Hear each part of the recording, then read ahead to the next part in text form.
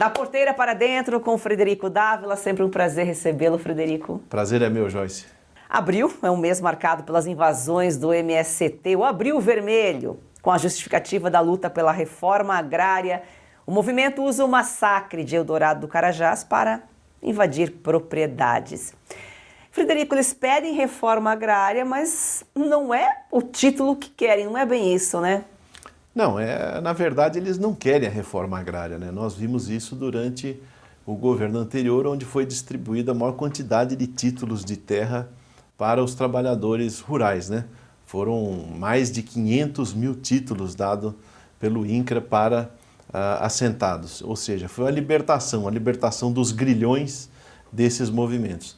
Na verdade, eles não têm interesse nenhum em que essas pessoas acabem virando proprietárias de terra. Porque na hora que ela vira proprietária, né, Joyce, a gente sabe que ela cuida, ela trabalha, ela se dedica porque aquilo é seu.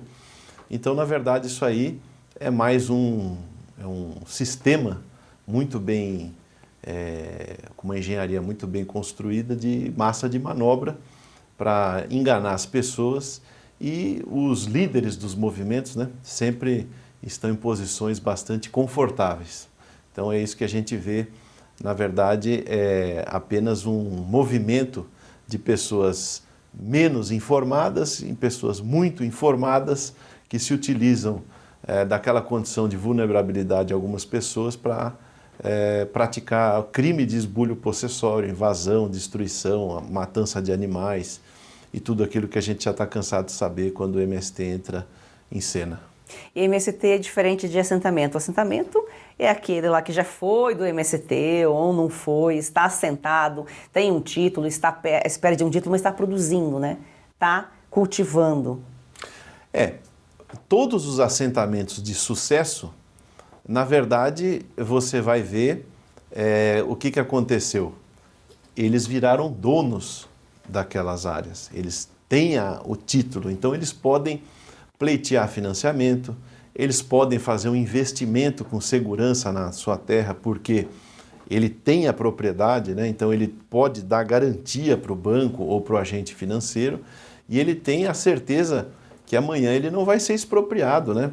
Porque é um questionamento de titularidade da terra, que foi o que nós vimos aí, no último governo, né, que foi distribuída a maior quantidade de títulos de terra para os trabalhadores rurais. Então, quando a gente ouve falar em assentamento de sucesso, a gente não ouve esse tipo de notícia caótica, né? Porque existe a produção. E a gente vê isso em estados como Paraná, Santa Catarina, Rio Grande do Sul, onde pessoas estão assentadas de maneira legal e produzindo bastante. Temos até em alguns casos, como no Mato Grosso, que temos lá não é um assentamento, mas é uma reserva indígena, que trabalha com o plantio de soja, milho, dentro da reserva, com tecnologia empresarial. E por incrível que pareça, porque eles estão dentro da reserva indígena, não permitem que eles utilizem sementes transgênicas, mas dentro das limitações que eles têm, eles são bons produtores rurais, e é mais uma comprovação daquilo que nós estamos falando aqui, né? A hora que você tem a propriedade, que você se dedica, que você tem a questão da posse daquele ambiente, você tem a tranquilidade de investir, de trabalhar. Na verdade, tudo que esses movimentos não querem é a libertação dessas pessoas das garras do Estado. E é tão claro, né, que o objetivo deles não é trabalho, não é terra, porque é um movimento criminoso, eles batem no agro para pressionar o governo, e até contraditório, porque o governo também bate no agro. Na verdade, eles usam aquilo lá como aquela pessoa que tem um cachorro bravo em casa que as visitas têm medo, né? Tipo assim, só eu controlo ele, né? Então a coleira é minha, o portão é meu, eu controlo aquele cachorro bravo que as visitas, né, tem medo.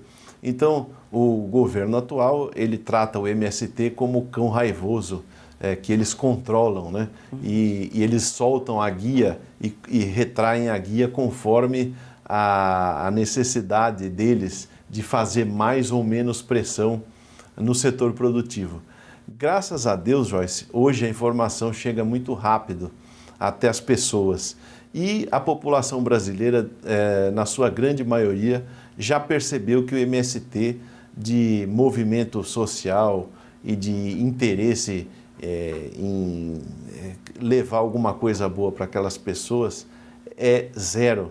Então as pessoas já perceberam que aquilo ali se trata de um movimento criminoso, com vários aspectos de terrorismo e que tem uma elite do MST que vive às custas daquela situação. Eu nunca vou me esquecer, estou aqui, já contei essa história aqui várias vezes em outras ocasiões.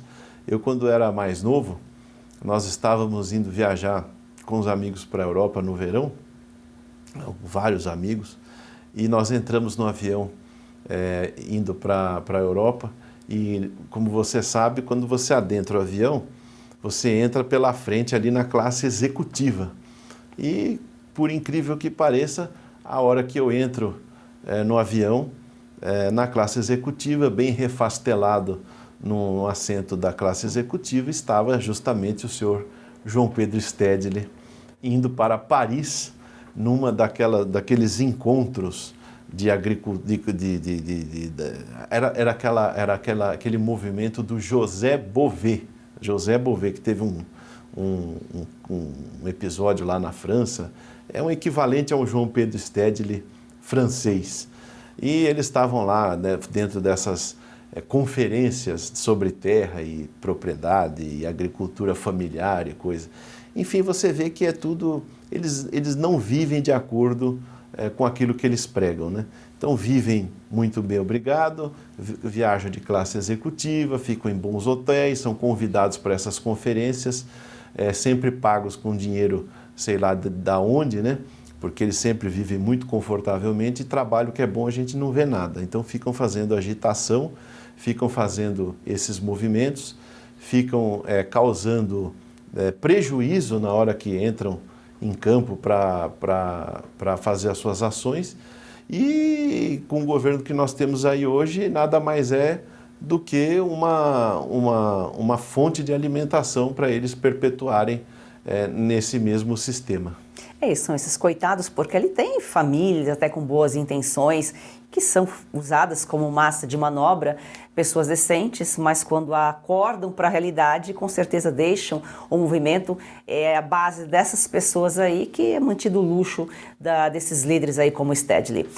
Agora temos o movimento dos trabalhadores com terra, criado em Santa Catarina, assunto do nosso programa, inclusive estamos conversando aqui.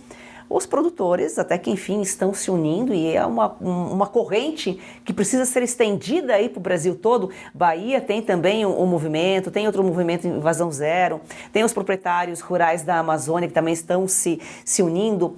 É preciso juntar forças para poder combater esse tipo de crime.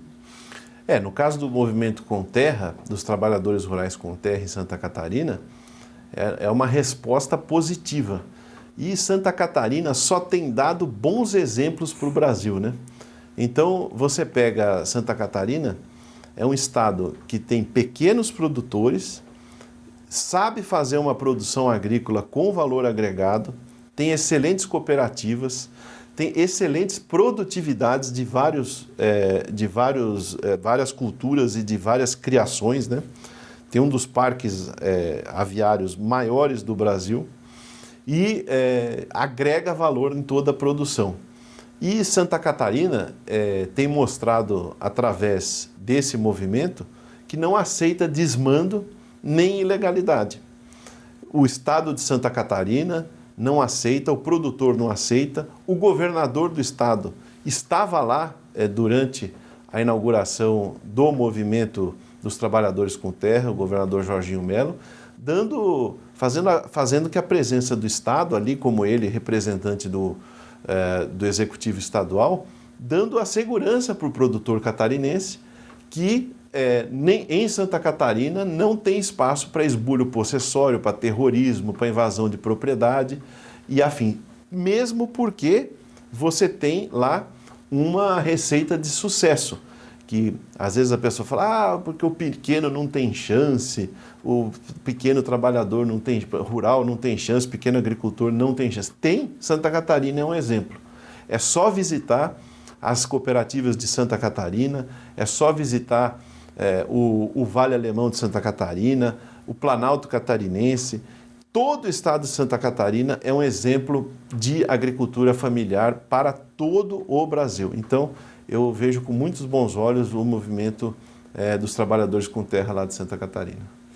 O pequeno, juntando aí, dá 80% praticamente dos produtores rurais do Brasil, né? E juntos se tornam grandes. Exatamente. E o que nós vemos lá, na verdade, é um case de sucesso, né? Porque justamente o povo catarinense, o Estado, né, ao longo dessa trajetória toda, sempre deu esse conforto e essa segurança para o proprietário rural, de ter ao seu lado a lei, a ordem e o direito garantido da posse da terra. Ou seja, não há espaço para ilegalidades como alguns outros estados que a gente vê, que o governo do estado ou faz vista grossa ou, pior ainda, ajuda, né, esses movimentos a cometerem ilegalidades, né, como é o caso da Bahia, por exemplo. Então, nós vemos aí como é discrepante a ação de cada governo do estado, de cada poder executivo, dependendo do ente federativo que eles estão incluídos. E os produtores, muitos produtores catarinenses estão na Bahia, muitos são imigrantes, né, foram para a Bahia, paranaenses, gaúchos, né, que foram tentar uma vida melhor, têm a mesma doutrina, a mesma determinação do trabalho das pessoas que estão lá no sul, foram para o norte ou para o nordeste ou para o centro-oeste e por vezes têm que enfrentar esse tipo de situação. Graças a Deus não é a maioria, graças a Deus os governadores dos estados produtores, né, os estados que têm uma relevância no agro brasileiro, têm governadores que estão ao lado da atividade rural e do produtor rural. Esse é o Da Porteira para Dentro com o Frederico Dávila, às terças-feiras aqui em A Força do Agro. Frederico, uma excelente semana para você. Obrigado, Joyce, e Da Porteira para Dentro trazendo a realidade do produtor rural para você que está em casa.